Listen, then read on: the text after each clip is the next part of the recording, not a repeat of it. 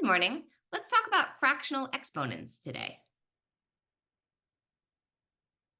So here's our first problem, 8x to the sixth, all of it raised to the 2/3. So let's start by looking at what a fractional exponent means. With our fractional exponent, the numerator represents the power of the exponent, while the denominator represents the power of the root. So 8x to the sixth raised to the 2/3 should be rewritten as 8x to the sixth raised to the second, power of the exponent, all of that put underneath a third root sign, power of the exponent, power of the root. So now let's start to do that. Well, when we raise multiple things to an exponent, we have to apply it to each piece. So I might rewrite that as, and I remember that I treat each of those differently. So 8 squared is 8 times itself, or 64, whereas x to the sixth squared, remember our acronym MADSPM, when we multiply with exponents, we add. When we divide with exponents, we subtract. When we raise exponents to a power, we multiply. So that is x to the sixth to the second would be x to the 6 times 2, or x to the 12. Now we need to deal with our third root. So when we have a third root, we're looking for things that are multiplied to each other 3 times. So I might break all of this down in the following way. So 64 can be rewritten as 4 times 4 times 4, and x to the 12th can be rewritten as x to the 4th times x to the 4th times x to the 4th, because as you recall, when we multiply with exponents, we add those exponents. 4 plus 4 is 8, plus another 4 is 12. That gets us there. And the way a third root operates is it says what times itself 3 times? Well, 1, 2, 3. So 3 4s on the inside of a third root become 1 4 on the outside of it. 3x to the fourths on the inside of a cube root become 1x to the fourth on the outside. And we now have nothing left inside the cube root, or technically we have 1, and the cube root of 1 is just 1. So 8x to the sixth raised to the 2/3 simplifies into simply 4x to the fourth. All right, 256x to the eighth to the 1/4. I'm going to show you a second way to approach this that maybe makes the variable portion of this a little easier. So the first thing I'm going to do is I'm going to apply my 1/4 to each piece and change it like this.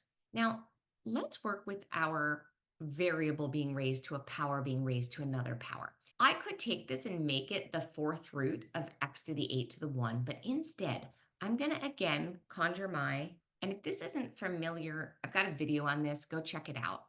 But this tells me that when I raise to a power, I multiply. So I would turn this part into x to the 8 times 1/4, which is x to the 8/4, which is x squared. And that can sometimes be easier than working with the fourth root. Now, with my number, however, I am going to go ahead and rewrite that using my 1 as my exponent, which effectively keeps everything the same, and my 4, my denominator, as my power of the root. So that turns into the fourth root of 256. If you're working with a calculator, you can just punch that in right now. If you're not, you're going to want to factor. And I could keep going and make this a whole bunch of 2's, but I see that already I have 1, 2, 3, 4 factors that are the same thing. So I'm going to stop right there because, again, a fourth root asks me what times itself 4 times. 1, 2, 3, 4. 4 times itself 4 times. So I cross off 4 on the inside to yield 1 on the outside. And again, I'm left with 1 on the inside, and the fourth root of 1 is just 1. So the simplification of this is 4x squared. Okay, let's do this one more time. X to the third over y to the sixth, each to the 1/2. First thing I'm going to do is I'm going to separate those into 2 pieces. And again, I'm going to choose to do each of these differently. I'm going to focus down here first.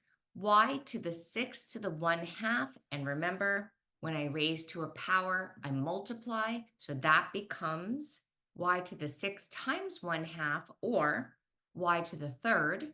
Great, my denominator is taken care of. Now, if I applied the same thing with my x, I would wind up with x to the 3/2, which is not fully reduced. So with this one instead, I'm going to make my 1 my exponent, which means it disappears, my 2 the power of my root, and I'm going to rewrite this as the square root of x to the third. And remember, a square root has that implied 2 there, but we don't write it. Okay, but again, it asks what times itself twice. So I'm going to take my x to the third, and I'm going to write that out as x times x times x. Well, what times itself twice says 2 on the inside yields 1 on the outside, and that still leaves me with 1 on the inside. So my final simplified answer here would look like this: x root x over y to the third. Now, if these had been reversed, I would have more work to do because you can't have a square root on the bottom. And if you don't remember how to do that, check out this video on how to rationalize denominators. Check out these other videos on exponents. Leave any questions in the comments. Consider subscribing to my channel so you know when I put out a new video. And as always, keep on mathing.